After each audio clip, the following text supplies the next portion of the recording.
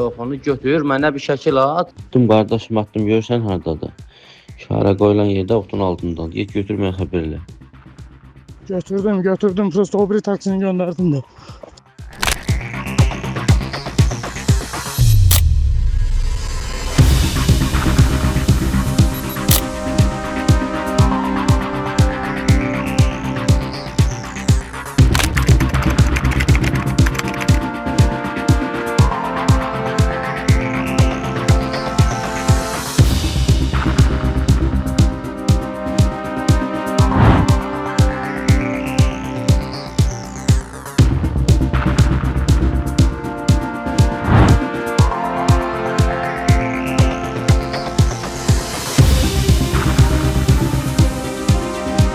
Facebook'ta tanış olmuştum. İran vətəndaşıydı.